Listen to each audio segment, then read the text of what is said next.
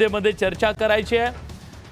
मंडळी, लोकसभा निवडणुकीत ज्या जरांगे फॅक्टरनं सत्ताधाऱ्यांना अक्षरशः घाम फोडला, तो जरांगे फॅक्टर विधानसभा निवडणुकीत भल्या भल्यांना हबाडा देईल असं वाटत होतं। त्या दृष्टीने मनोज जरांगे पाटलांनी जोरदार तयारी सुरू केली। घोंगडी बैठका झाल्या, दौरे झाले, सभा झाल्या, हजारो इच्छुकांची गर्दी जमली। मराठा समाजातील विस्थापितांना संधी आणि आवाज मिळेल अशी आशाही निर्माण झाली। त्याला जोड मिळाली MMD समीकरणाची। दलित, मुस्लिम, मराठा या समीकरणात एक राजकीय सामाजिक प्रयोग भल्या भल्यांना हबाडा देईल असं वाटत होतं।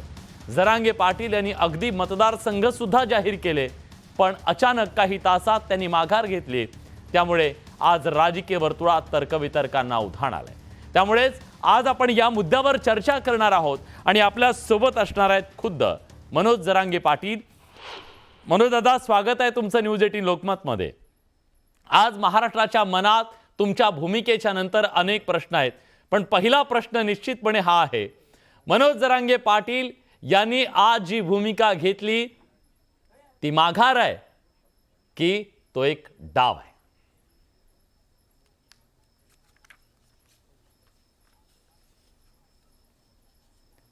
दादा, आवाज येतोय तुमच्यापर्यंत? हो हो। महाराष्ट्राच्या मनात आज प्रश्न आहे, तुमची भूमिका समोर आल्यानंतर तुम्ही घेतलेली ही माघार आहे की तो एक राजकीय डाव आहे, हा गनिमी काव आहे? नाही, तो का गनिमी कावा पण नाहीये, तो डाव पण नाहीये। हां, एक निर्णायक जी भूमिका आहे ती योग्य वेळी घेतली।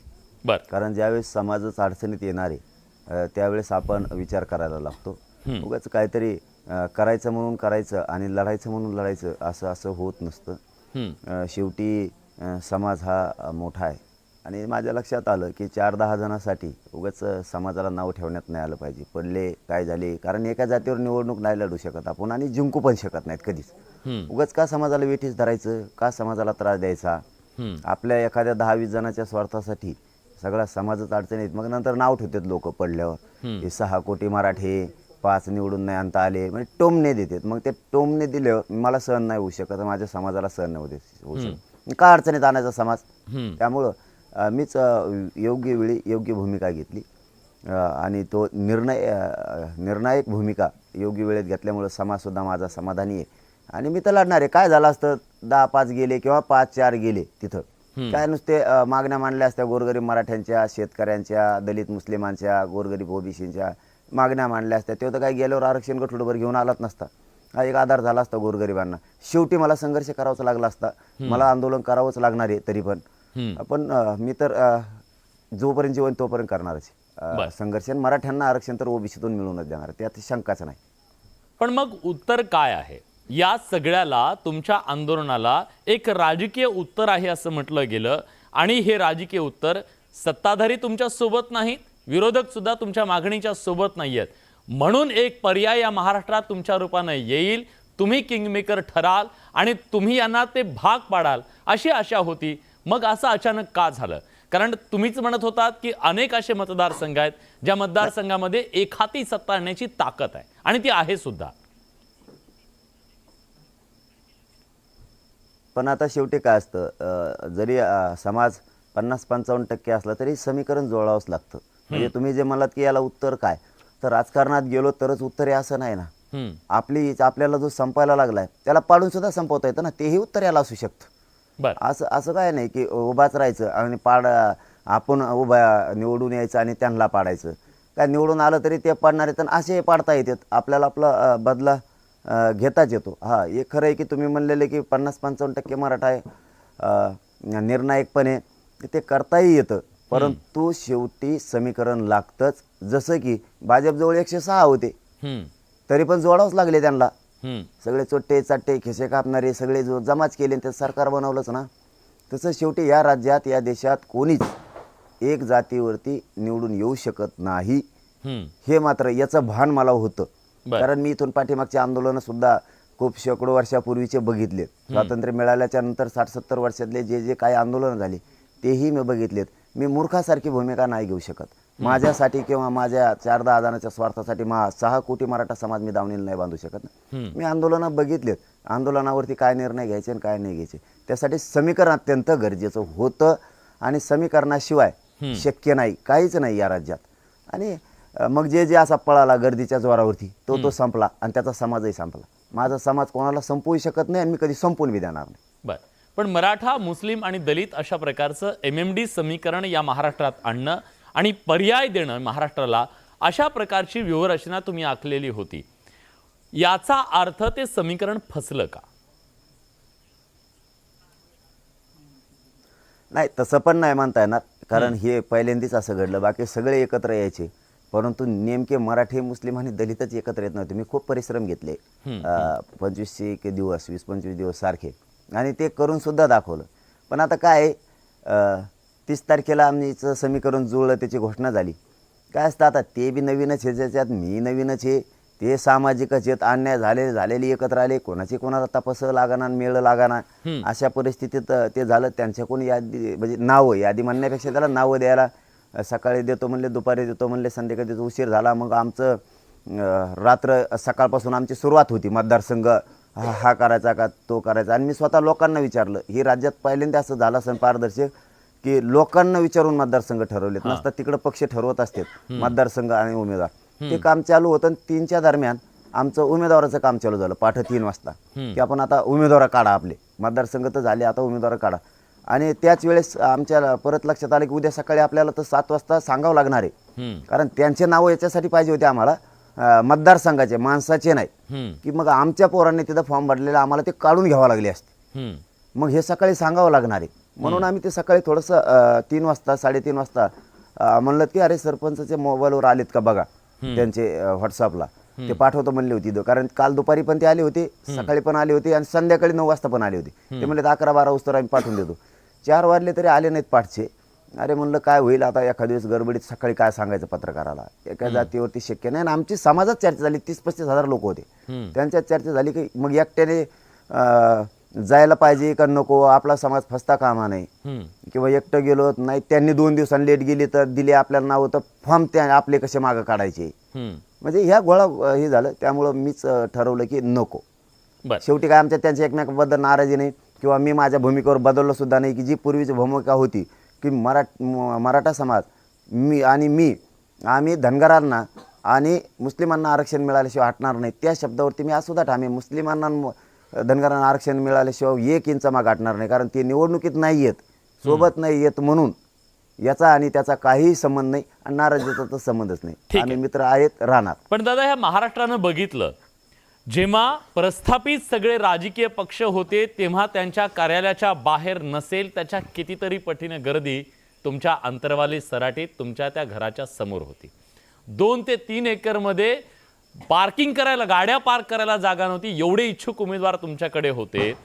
एक मोठी आशा, अपेक्षा निर्माण झाली की या महाराष्ट्रातल्या गरजवंतांना सत्तेत बसण्याची किंवा सभागृहात जाण्याची संधी तुमच्यामुळे मिळू शकते, जी बाळासाहेबांनी कधी कधी मिळाली होती. की त्यांनी अगदी रस्त्यावर भाजी विकणाऱ्याला सुद्धा आमदार केलं होतं, रिक्षावाल्याला केलं, अनेकांना पानटपरीवाल्याला आमदार केलं होतं. अशा अनेकांना संधी वाटत होती, आशा वाटत होती, त्या सगळ्यांचा भ्रमनिरास झालाय का? नाही, कधीच होणार नाही, झाला नाही. तर सांगितलं, सकाळी लगेच फॉर्म काढायला सुरुवात केली. काय असतं, आपल्याला फरक करावा लागत त्यांच्यात आणि यांच्यात. त्यांनी का भाजीपाल्यावाल्याला बनवलं किंवा टपरीवाल्यांना बनवलं, तर तो पक्ष होता आणि मी मात्र सामाजिक आंदोलन चालवतोय. मला चालवताना माझ्या पुढं खूप कसरत होती, मला तारेवरची कसरत करावी लागत होती. आमच्याकडं 100-100, 50-50 उमेदवार होती. तिथं असं नव्हतं, कारण ती प्रक्रियाच वेगळी होती राजकीय, आणि ही प्रक्रियाच वेगळी होती. शेवटी आमच्या यांच्या हट्टापायी किंवा यांनी न दिलेल्या यादीपायी मी माझा समाज नव्हतो डावावर लावू शकत. काय होईल, तुम्हाला उभा करण्यासाठी 100-150 लोकांसाठी 6 करोड मराठा पाण्यात डुबू, असं होत नाही, माझ्याकडून नाही होऊ शकत. शेवटी मला त्यांच्या वेदनेची कदर करावी लागणार आहे. मी जिथं जिथं हाक मारेन तिथं तिथं महिलांसह लाखाच्या संख्येनं लोक एकत्र आलेत. मी त्यांची हानी नाही ना होऊन देणार. त्यांचे आक्रोश किती बेकार आहे, त्यांच्या मुलं शिकवण्यासाठी त्यांचे काय हाल आहेत, या राजकारणाच्या नादापायी ते नाही करू शकत नाही. आणि आमचा काय धंदा आहे का देऊ, आमचा काय धंदा आहे का ते राजकारण? आलं टप्प्यात घेतलं, नाही टप्प्यात आलं ते सोडून का मग आपली आजी काय मुख्यमंत्री होती वय म्हणून मग आमची लई इज्जत चालली. हा हा इथं काय आमचा धंदा नाही देऊ, हम्म लोकांच्या हित साधणं, लोकांना मोठं करणं ही अगोदरची आमची जबाबदारी आहे. कुठं एखादा अर्ध निवडून आणण्यासाठी अख्खा समाज डावावर लावायचा हे माझ्याकडून होऊ शकत. एक एक छोटा छोटा मुलगा म्हातारे माणसंसुद्धा आज आशा लावून येत की हेच देऊ शकतो. मी काय राजकारणात असलो काय नसलो काय आरक्षण देऊ शकतो मराठ्यांना, आणि ते बी ओबीसीतूनच देणार. म्हणून दादा एक कोणी एक पण येऊ थेट दे. प्रश्न हे मला एकदा तुम्हाला लफडं हे विचारायचा संपलं आहे. 20-30 दिवसाचं मग सुरू झालं. एक थेट प्रश्न मला तुम्हाला विचारायचा आहे. या महाराष्ट्रानं नव्हे देशानं बघितलं, मराठा समाजाला सामाजिक दृष्ट्या एकत्र आणण्यात तुम्ही यशस्वी ठरलात. गेली 14 महिने तो समाज तुम्ही सामाजिक दृष्ट्या बांधून ठेवलाय. पण जेव्हा तुम्ही राजकीय दृष्ट्या यांना बांधण्याचा प्रयत्न केला, तुमच्या मुठीत हा समाज एकत्र राजकीय दृष्ट्या आला नाही का, जो सामाजिक दृष्ट्या आला? आला, राजकीय दृष्ट्या पण आला, सामाजिक पण आला. कारण मी त्याची सकाळी परिस्थिती बघितली. ज्यावेळेस मी प्रेसमध्ये आपल्या बांधवाच्या माध्यमातून सांगितलं की सगळ्यांनी फॉर्म काढा, इथं अर्ध्या घंट्याच्या आत माणसं न राहिले 100 ते 150 राहिले असते फक्त 35-40 हजारातले. इतक्या स्पीडनं लोक गेले आणि अर्ज काढून घेतले. मला त्याच्यातून एक माझ्या समाजाने अशी चुणूक दिली की आजही आम्ही तुमचा शब्द पाळतो, कारण मी सुद्धा समाजाचा शब्द पाळतो. कारण ती घटना घेताना मी पदाधिकारी होते, लोक होते, ते ठरवताना त्यांना विचारून ठरवलंय. मी एकट्याने माझं मत त्यांच्यावर लादलं नाही. म्हणून आजही मी IBN लोकमतच्या माध्यमातून महाराष्ट्रातल्या सगळ्या बांधवांना सांगतो, तुम्ही उमेदवारी अर्ज काढून घ्या म्हणलं होतं, त्याबद्दल तुमचे सगळ्यांचे धन्यवाद. पण मी ज्याला राहायचं, ज्याने काढून ठेवायचं त्याच्याशी त्याचा धंदा आणि तू आणि तो अपक्ष फॉर्म तो आता उद्योग बघ. कारण मी हेही सांगितलेलं, मी ना कोणत्या अपक्षाला पाठिंबा दिलाय, ना महाविकास आघाडीला दिला, ना महायुतीला दिलाय, ना कुठलाही राखीव दिलाय. कारण आता मी त्या प्रक्रियेतून बाहेर आहे. त्याच्यामुळं मी नाही समाजाला हे करू शकत. समाजाला फक्त एवढंच, जो बाँड देईल, जो व्हिडिओग्राफी देईल, त्याच्या आपल्या मागणीशी जो सहमत राहील त्यालाच मत करायचं. कोणाच्या प्रचाराला सभेला जायचं नाही. मी आहे तोपर्यंत तुम्हाला डंक लागू देत नाही, डाग लागू देत नाही मराठ्यांना. काळजी नाही करायची. आणि मराठ्यांना झालेला त्रास मी सहन नाही करू शकत, मला झालेला समाज नाही करू शकत. तुम्ही फक्त ही निवडणुकीची प्रक्रिया पार पडू द्या, पुन्हा तितक्याच लाखाच्या ताकदीनं मराठा रस्त्यावर आणणार आहे आणि मराठी बदला घेणार. पण पुढच्या 15 100% दिवसातला आम्हाला तुमचा संपवलं प्लॅन काय? जाणाऱ्याला त्याला दादा, हे पुढच्या राजकीय 15 करिअरमधून दिवसातला तुमचा संपवणार. प्लॅन काय? मनोज जरांगे फॅक्टरचं काय ह्या 15 दिवसात? महाराष्ट्राला उत्सुकता आहे. तुमच्या मनात काय? तुम्ही मेळ लागू देत नाही शेवटपर्यंत कुणाला? नाही, मी मेळ नाही लागून देत असं नाही दादा. कारण त्याचं कारण पण तसं आहे की मला हा बलाढ्य समाज माझ्याकडे आशेनं बघतोय. मी जर त्यांना मायबाप मानलंय तर मुलाच्या भूमिकेत मला योग्य तीच भूमिका पार पाडायला लागते. कुठं 10 जण म्हणले म्हणून त्या भूमिकेत मला जाता येत नाही. शेवटी त्यांची उंची आणि मान सन्मान वाढवणं ही माझी जबाबदारी. ती जशी लोकसभेत वाढली तशी इथंही वाढणार. त्याच्यात काही शंका असण्याचं कारण नाही. माझ्या समाजाला माहिती आहे काय करायचंय आणि काय नाही करायचं. मी तुम्ही म्हणलात तर त्या पद्धतीनं मी समाजाच्या दर्शनाला जाणार आहे. आम्हाला जर 15 दिवस महिना जर आम्ही एकमेकाच्या समोर नाही दिसलं ना तर आता सभा नाही घेणार, पण ती सभाच होती, त्याला काय करू मी? कुठं गेलं की सभा होती, त्याला मी काय करू शकत नाही. पण मी आणि समाज आम्ही जर महिनाभर एकमेकाला नाही दिसलो तर आम्हाला करमत नाही. मी जाणार आहे माझ्या मायबाप समाजाच्या महाराष्ट्रात दर्शनासाठी. अंतरवाली सराटीचा आदेश काय? मराठा समाजाला अंतरवाली सराटीचा आदेश काय पुढच्या 15 दिवसांसाठी? नाही, मी कोणाला पाडा कोणाला निवडून आणा, पण आपल्या भूमिकेशी सहमत असणाऱ्यालाच मतं द्यायची. हे मी कालही सांगितलं, रात्री पण सांगितलं आणि आत्ता पण IBN लोकमतच्या माध्यमातून सांगतो. लेकरं डोळ्यासमोरचे विसरू नका. खुन्नस दिली, आपल्याला 15 महिने लढून आरक्षण दिलं नाही. आपल्याला 15 महिने लढून आरक्षण नाही दिलं शेवटी. आणि दुसऱ्याला आपल्या नजरासमोर ज्या 15-16 जाती आरक्षणात जाऊ शकत नाहीत त्यांना आरक्षणात घातलं. ज्यांनी काही मागितलंच नाही त्यांना महामंडळ दिले. शेतकऱ्यांची कर्जमाफी मागितली, नाही दिली. शेतकऱ्यांना मालाला भाव मागितला, नाही दिला. दुधाला नाही दिला. मात्र पीक विमा नाही दिला आणि त्यांचे नुकसान भरपाई पण नाही दिली. या गोरगरीब जनतेला जे मागितलं ते कधीच मिळालं नाही ना. शेवटच्या क्षणापर्यंत धनगरांना आरक्षण मिळालं. उलट गोरगरिबाच्या आरक्षणात मराठी येतात म्हणून खोटी माहिती सांगितली आणि गोरगरीब ओबीसीच्या आरक्षणात 16-17 जाती कुंकुळ आणल्या आणि त्या घातल्या. उलट ह्या सरकारनं गोरगरीब ओबीसीचं, धनगरांचं आणि मराठ्यांचं पूर्ण वाटोळं केलं.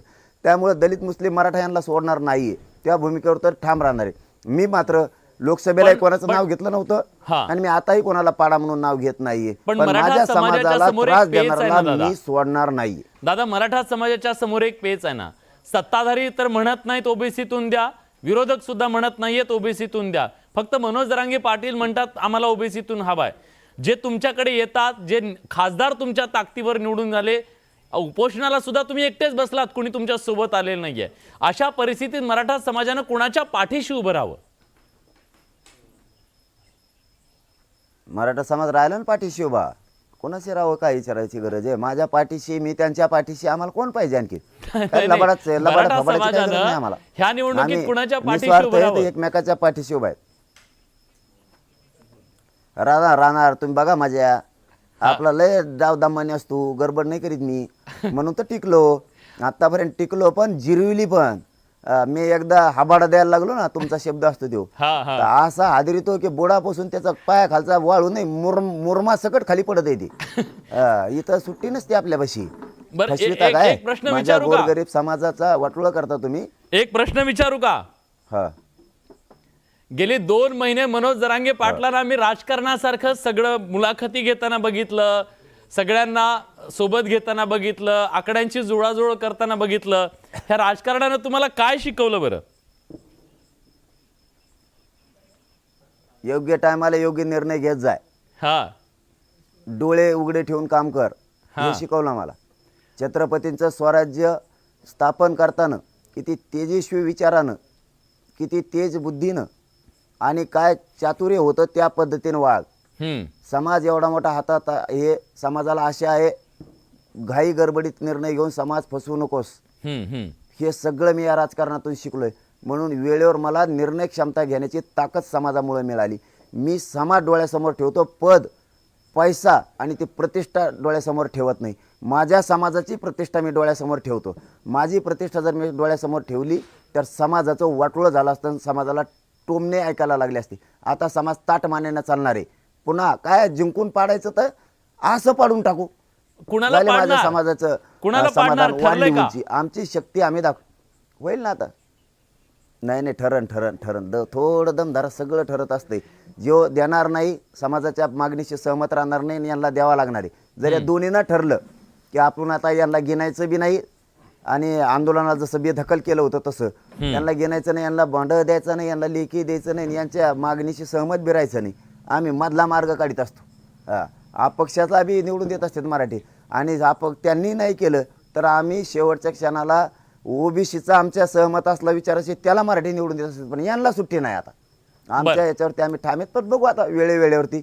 जर राजकारणातच जाऊन काय प्रश्नमार्गी काढावं असं काहीच नाही. मी माझ्या समाजाच्या लेकराला आनंद देणार, त्यांनी बघितलेलं सुंदर स्वप्न सुखाचं आरक्षणाचं मी मिळवून देणार आहे. त्याशिवाय मी हटत नाहीये. मी प्राणाची बाजी पुन्हा लावणार आहे, पण समाजाला ओबीसीतूनच आरक्षण देणार आहे. मग कोणी पण आडवा येऊ दे. बरं, 2 महिन्यात तुम्हाला राजकारणी म्हणून जी भूमिका बजवावी लागली, पण राजकारणाचा काय अनुभव तुम्हाला? म्हणजे असं वाटलं नको रे बाबा हे राजकारण, जरा अवघड असतंय? नाही तसं नाही वाटलं, पण लय नाही तसं वाटलं नाही मला नको बाबा हे राजकारण, पण लय बेकार लफडे ते मात्र आहे. बाय रातभर झोपून देत नाही. सगळे भावे आमदार चौकून मरणाचे. लय डोकं खुराक झालं तर काय आता ते सांगायसारखं नाही. आता ते लय अवघड मसाळा होता. ते कोणी कोण काय होईल. माझ्याकडे 42 जणांचे मी 25 घंट्यात मुलाखती घेतल्या होत्या. रात्रंदिवस जागा होतो. लय अवघड कार्यक्रम. पण एक हे लय हुशार लोक झाले, मला त्याचा लय स्वाभिमान वाटायला लागला. माझे समाजाचे लोक मागतेत पण आणि थांब म्हणल्यावर थांबतेत पण. हे मात्र माझ्यासाठी आयुष्यातला सगळ्यात मोठा मला तो अलंकार मिळाला की माझा समाज मागतो पण, आणि अपेक्षा असली पाहिजे ना, इच्छुक असला पाहिजे माणूस, पण सांगितल्यावर जागेवर थांबतेत.